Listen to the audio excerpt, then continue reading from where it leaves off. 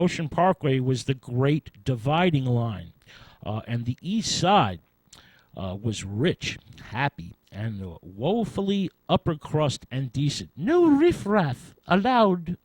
The dividing line, Ocean Parkway, was sealed off by a high fence, and Pinkerton detectives monitored the coaches and railways to keep out the great unwashed. Now, the Pinkertons and later John McCain's private police force, and later still the 60th Precinct, checked identification. They checked IDs to confirm guest status at one of the three great mega hotels before anyone could proceed any further. Despite the heat of the summer, the coppers wore their long, dark blue coats with 2 rows of gold buttons running up and down. Now, rudeness was part of the uniform, and it was their job to keep out the immigrants, to keep out the socialists, the anarchists, the bohemians, and the working poor, to keep them out from the wealthy east side of the island. The three great mega hotels were long, rambling wooden structures and were a uniquely architectural expression of their era, the Gilded Age. Gracious, leisurely living for a few, and only a few.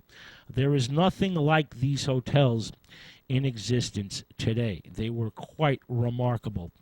Now, all three massive hotels featured deep verandas, esplanades of green turf, broad, curving walks, bathing pavilions, and scallop-shaped band shells. Now, weekend trains, sometimes with as many as 20 cars, headed for the east side, and with the 3 racetracks in full swing. Rich men and their families moved into the strip of Ocean Parkway and the waterfronts of Sheepshead Bay, turning the township of Gravesend, Brighton Beach, Coney Island, and Sheepshead Bay into their own private playground.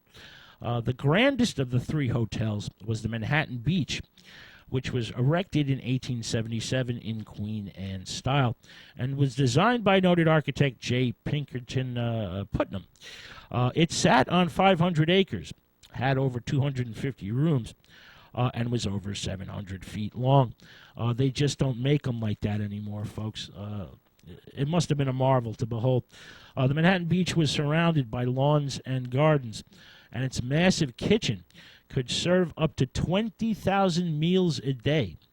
It featured high ceilings, oiled wood floors, and fresh water was piped in from the mainland. Gilmore's famous band, the rock stars of their day, gave open-air concerts each and every night. These concerts ended in a massive fireworks display. The Manhattan Beach catered to exclusive and prominent society types, and for 30 years, it was considered the most fashionable hotel in the entire country. The MBH also banned Jews. They were very anti-Semitic, which is rather ironic since Manhattan Beach became a mostly wealthy Jewish neighborhood after the hotel was torn down in 1911. Now, the middle one of the big 3 was the Oriental, the flagship of the bunch, which was built in 1876 and was the most technologically advanced with electric lighting and newfangled elevators. The Oriental was huge, 4 stories tall, with 100 massive picture windows.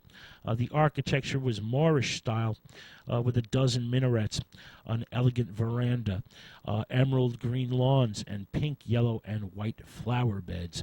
The Oriental was the furthest east of the big 3 and was located near where, Kingsborough College stands today. The Oriental had its own ferry and railway connections to Manhattan.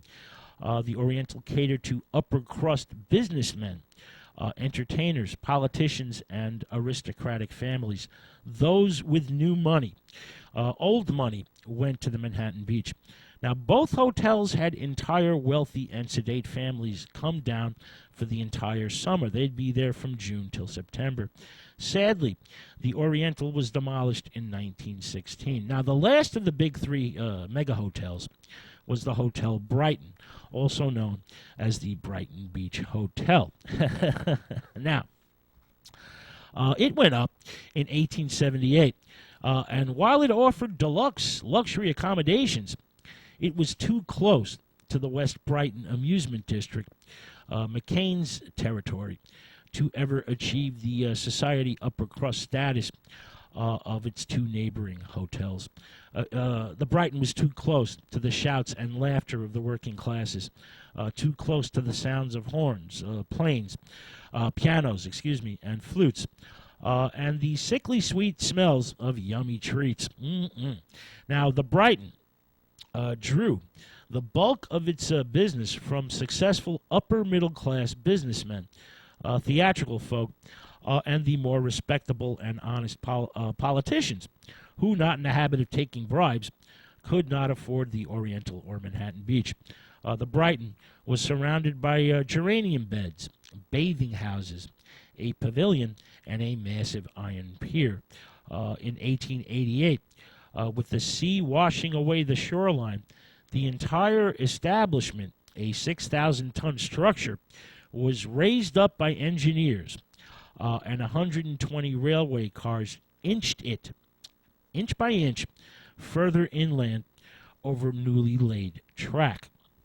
The entire astounding enterprise was completed in just 2 months, from April to June.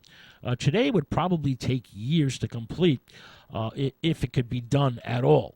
One feature that the Brighton enjoyed was champagne on tap at 10 cents a glass, a novelty the other hotels did not have. Sadly, the Hotel Brighton was demolished in 1918. Now, what exactly killed the big three mega hotels of Gravesend? Well, it was the very unpopular anti-betting or anti-gambling law that was passed circa 1908. No more betting at the racetracks. The three racing establishments held on for a few more years, even bringing in the novelty of automobiles, but they soon shut their doors, and the racetracks stood silent and crumbling for a decade before the wrecking ball hit, and they were demolished. The three big mega hotels soon followed. No more wealthy patrons and no more sporting events. Sadly, racing has never come back to Coney Island. I'd love to see a racetrack here, folks. Now, during the McCain era, Gravesend, Brighton Beach, Coney Island, and Sheepshead Bay became more cosmopolitan. During McCain's tenure, the three huge mega hotels go up. The racetracks flourish, and the railroads run south, while steamboats come in from Manhattan. There is also a taste of the fantastic architecture that would flourish in the next 30 years or so during these McCain years. For example, the Brazilian and Japanese pavilions, and of course the Elephant Hotel, which was a 150-foot tin-clad wooden beast with 34 rooms and a sizable dance hall. The Elephant was complex, facetious, and, like McCain himself, a little bit sinister. Its eyes would glow yellow at night. Under the patronage of Mr. John Y. McCain, the Grand Poobah of Gravesend, bathhouses, bandshells, and carousel